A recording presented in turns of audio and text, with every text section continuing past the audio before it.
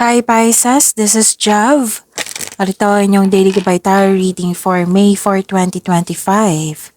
Welcome po sa ating channel.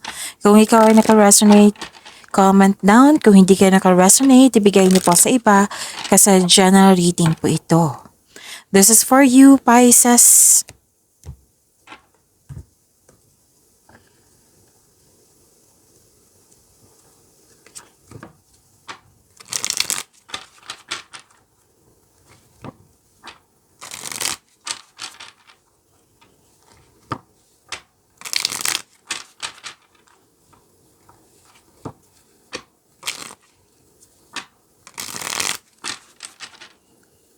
Para po ito sa inyo, Pisces.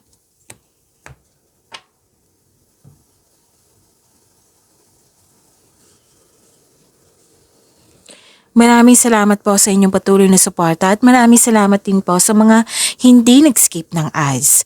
Gamitin ang reading na ito bilang gabay lamang sa mga hindi pa nag-subscribe. Subscribe na po kayo at click bell notification para malaman nyo na may bago tayong video. Para sa mga gusto magpa-reading po, may lumabas dyan sa screen nyo ngayon. Panoorin nyo po at sundin ng instruction. Okay, by the way, para sa mga gusto magpa-reading, comment down kayo. Comment po kayo ng personal reading. Again, comment kayo ng personal reading sa comment section.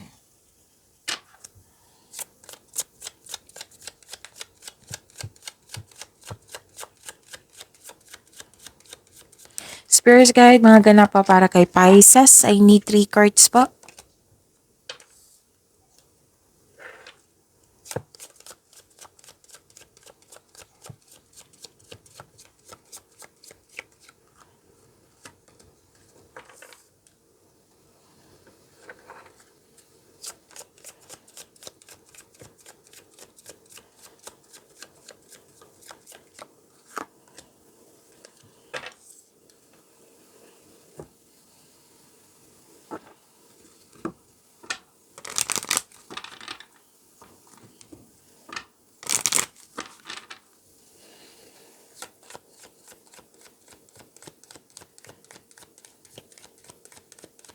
Spirits Guide, Angels, Archangels, Guardian Angels, message pa para kay Pisces ngayong May 4, 2025.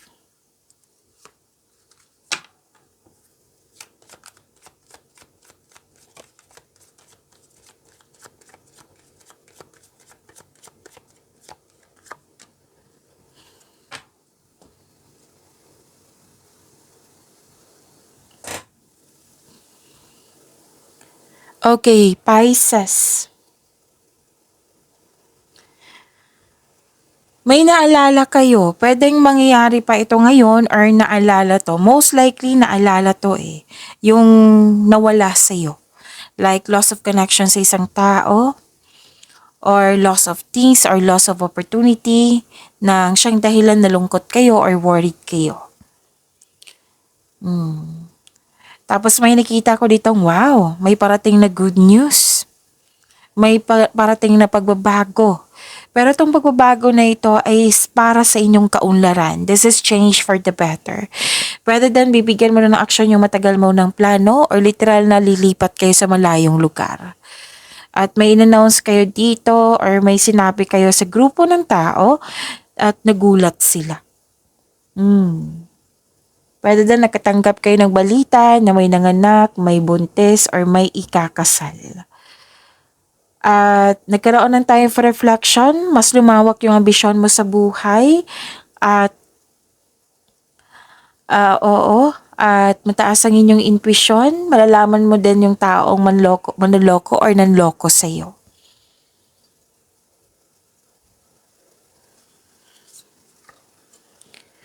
Sabi po ni Archangel Raziel, clairvoyance. I am helping your spiritual side to awaken fully so you can clearly see heavenly love. Wow, ang ganda. Heavenly love. And patience. Sabi po ni Archangel Jophiel, your dreams are blooming more rapidly than you realize. Ito yung sabi ko kanina na mas lumawak yung vision mo sa buhay. Nagkaroon ng time for reflection. So still, they need nurturing and patience. So kailangan ng mahabang pasensya at yung patuloy na pagsisipag, pag-aalaga.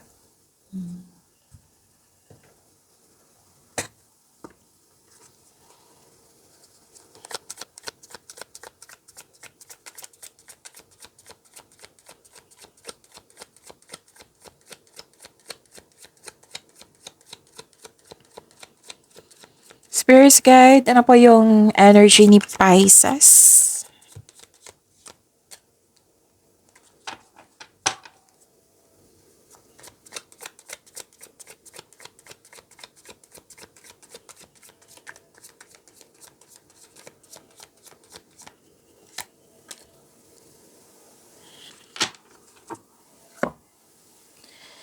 Kung may narinig kayo or may nakita kayong repeating message, like for example, nanood kayo sa video ng monthly gabay tarot reading nyo, ang dami nun, 3. Tapos kahapon may upload tayo na weekly gabay tarot reading nyo. May napansin kayo na repeating message. So yun yung pinupush ng cards nyo na kailangan nyo bigyan ng atensyon. Kung maaari po, bigyan nyo po ng solusyon at aksyon. So ano yung energy ni Pisces?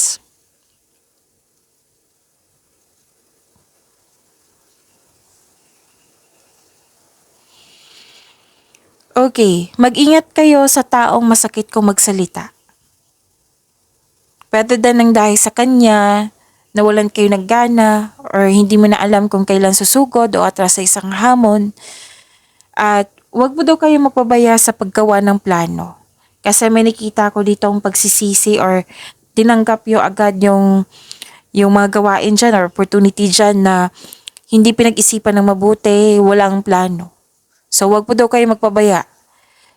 Decision man ito, plano man ito, choices ba ito, basta gamitin nyo po daw yung talino nyo, yung experiences nyo, mag-gather kayo ng factual information, basta po wag kayong magpabaya.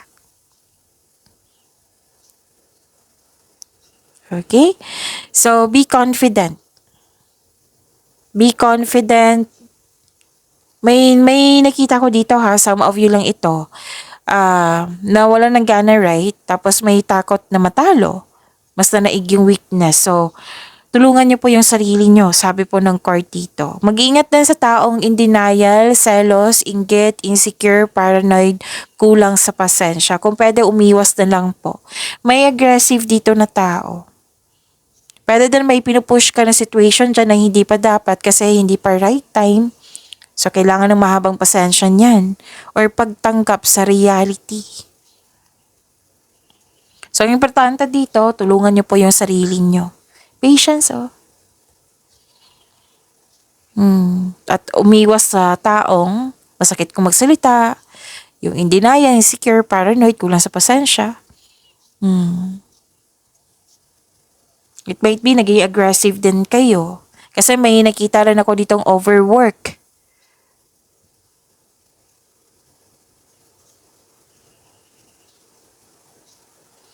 Overwork or overspending sa trabaho, overspending sa kaperahan, or pwede din concern to sa toxicity kasi 2 card na mismo nagsabi dito, toxicities ng isang tao. So, ano yung sabi ng card kanina? 2 card na mismo nagsabi dito, kung pwede umiwas na lang po. Or kung hindi siya maiwasan kasi kasamahan mo siya, put limitation, wag niyong tanggapin yung negative energy niya. Pwedeng may naging bisyo, pwedeng energy nyo to, pwedeng tungkol to sa'yo, or pwedeng concern mo sa isang tao, may naging bisyo. Kaya kailangan ng time for reflection dito para maiwasan ito ng maaga. Kung nagkaroon ng unhealthy connection or na toxicity, kailangan mong bigyan ng solusyon yan. And take chances kasi mataas yung intuition mo dito. Ito yung marahil na sinabi ng oracle cards nyo na nagkaroon ng worries or nalungkot kayo kasi yung loss of connection. May something loss or lack, L-A-C-K. Lack of confidence. Or it might be, kasi 2 card na po nagsabi dito yung toxicity, naging controlling person po siya. Again, pwedeng concern to sa'yo or concern mo sa isang tao. Na sabi ng card dito, kailangan yung i-workout. Kailangan yung maharapin at i-overcome nyo po. Kumbaga, bigyan ng solusyon. May nakita rin ako ditong sobra sa trabaho, Pisces. Alam nyo naman, our health is wealth. Kaya pag-isipan niya ng mabuti. Balanse po ang kailangan yan. Pagbalanse.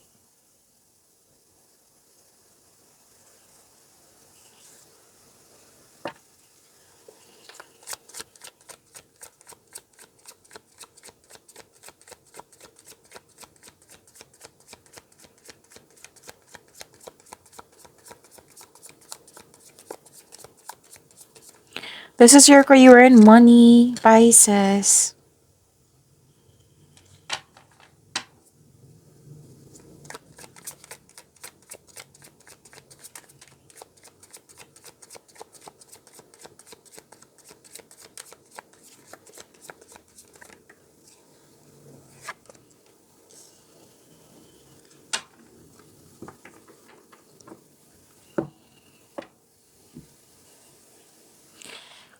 Sa career and money niyo po, Pisces. Okay. Ang ganda nito. Nakikita ko yung success and new doors opening. May nakita rin akong collaboration dito and expansion. Oo. May parating po na opportunity. May ilan lang sa inyo nagkaroon ng hesitation. Parang may takot na nararamdaman dito. Like for example, natatakot ka mag-apply ng trabaho. Pero at the same time, interested ka. So, paano ka matatanggap niyan kung nakikita nilang wala kang interest, di ba? Kasi may mas nangunguna dito, mas nangibabaw yung takot or hesitation. So, this card tells you na step forward. Ipakita mo sa kanila na available ka at interested ka sa offered position. Okay? Actually, may kwento ako. Saglit lang to, Pisces. Sa mga naghahanap ng trabaho dyan. May isang tao na kakilala ko na very confident siya. Tapos, mas natalo niya yung mga fresh graduate, mas natalo niya yung mga bibigating university. Oo. Kasi, I think, semi-private na school. Tapos, hindi siya masyadong sikat. Alam niyo ba ano yung ginawa niya? I think 3 sila in-interview. Sinabi niya talaga, kailan ako magsisimula? Kahit wala pang sinabi na maha-hired, kung sino sa kanila yung maha-hired. As in, naging sobra yung confidence niya. Talagang believe ako. So, yung na-call niya yung attention nakuha niya yung attention ng mga tao, yung mga big boss, mga director, mga manager, mga operation manager, basta nagulat din sila. Kailan ako magsisimula? Ano ba yung nangyari? Na-hired siya. Nang dahil sa confidence niya. Alala ko lang at sinabi sa akin, sabihan ko kayo. Kasi ilan dito naghahanap ng trabaho. Kasi pinakita niya na willing talaga siya. So, yun. Okay. So, balik tayo. So, may parating na opportunity ha. Huwag kayong matakot na i-accept ito. Pag-isipan nyo na mabuti para hindi mawala yung hesitation, doubt, and takot. And may offer din dito na new business. Kasi may collaboration nga, di ba? Tapos, this is a sign also na mag-start ka ng business. So, kailangan dito na i-increase yung confidence nyo. Okay, at sa mga negosyante dito or may mga kaharap dito na kliyente or customer, marami mga tanong dito. Increase, okay? Marami nagtanong sa inyo. It might be maraming orders. Kasi may mga posibleng dagdag trabaho dito at oo. Hindi lang dagdag trabaho, dagdag din na kaalaman. And this card tells you na nasa next level ka na ng prosperity na matagal mo nang hinintay. Kaya huwag mong palampasin ang pagkakataon na ito, Pisces. So, face your fears and take action anyway. Be confident ha. Pero magagawa mo to kasi sinabi ng isang card nyo dito na magiging confident kayo.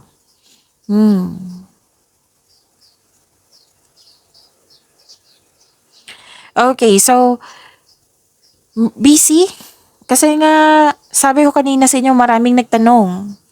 I consider this maraming mga inquiries, maraming ginagawa. Kung negosyante ka man, marami kayong tatanong dyan. Customer, kliyente. Marami kayong ginagawa. And naging creative din kayo at the same time. And this is the clarification of your oracle card here na mas lumawak yung ambisyon mo sa buhay. So you are feeling powerful and enjoying being recognized in the workplace. Kung ikaw ay negosyante, para sa lahat to, kahit hindi ka negosyante, empleyado ka, listen to your intuition. Oo. Actually, dalawang card na mismo nagsabi dito. Basta makinig lang kayo, matuto lang kayo makinig sa inyong intuition at maging confident, it will lead you to increase your prosperity. See that? Claim nyo na itong prosperity na ito, invite nyo. So, magaling po daw kayo na leader, sabi po ng card nyo, and your creative and enthusiasm are an important part of your success. Diba? Ang ganda. Ang ganda ng career yun, mga ninyo.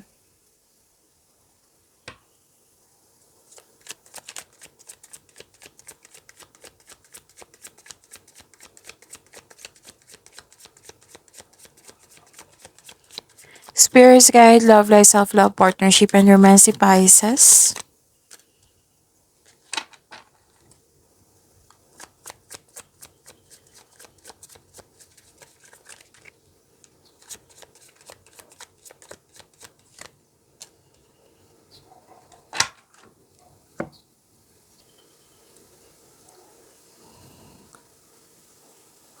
Okay.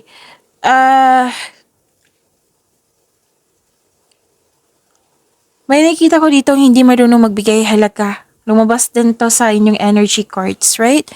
Nang dahil sa mga nangyari, sa pag-uugali ng taong ito, hindi naging stable yung energy nyo or emotions nyo. At may alinlangan talaga ako nakikita dito. So, kailangan yun talaga na magkaroon ng time for reflection. And mag-ingat din kayo sa communication sa ibang tao. Baka may masabi ka na hindi maganda para sa kanila. 'Di ba? May sinasabi tayo na wala tayong masamang intention pero para sa kanila masamang intention na 'yun. Oo, so pag-iingat na lang. Baka bad mood yung kausap mo. Or pwede din nire-check mo yung tao na gustong makipag-usap sa iyo, Pisces.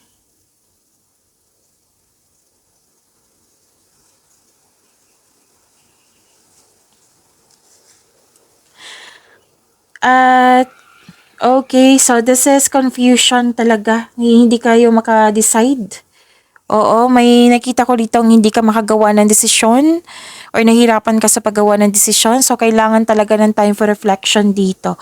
Kung hindi nyo alam kung paano ang process niyan, then try to research po. Or itanong nyo po. Or kailangan nyo ng kausap dito. Napanghinaan ka ng loob dito sa mga nangyari. At sabi ng card, pinapaniwalaan mo daw ang mga bagay na hindi naman totoo. So, kung ano man yung mga chismis na yan, balita na yan, na nag-cause na nahihirapan kayo or nabibigatan kayo sa pagtanggap po, kailangan nyong alamin kung totoo ba yan or hindi. Kasi may sinabi ang card nyo dito na hindi totoo. So, balikan nyo po, Pisces. And may concern din kayo sa ma-pride na tao. May nakita ko dito na isang tao na hindi nakikinig sa payo. And this card tells you to clear up any hurt feelings. So, maaring mabigat sa loob mo na kausapin mo yung taong yon. Pero kung gusto nyo mag-ayos kayo, mag-usap kayo ng mahinahon. Okay? So, kung nahihirapan ka sa paggawa ng desisyon, makatulong po yung paggawa ng konkretong plano. At unahin niyo po yung baka naguguluhan kayo, na makakadrain niya ng energy. So, pahinga muna. Okay? So, meditate kung pwede. Kailangan talaga ng mahabang pasensya dito. So, remember yung sinabi ng mga anghel dito, mga archangels dito, na kailangan ng pag-unawa, kailangan ng pag-alaga, kailangan ng mahabang pasensya. And please know that you are divinely guided. Oo. Yun. Pagyamanin niyo po yung blessings sa binigay sa inyo, Pisces. See you tomorrow. Maraming salamat po.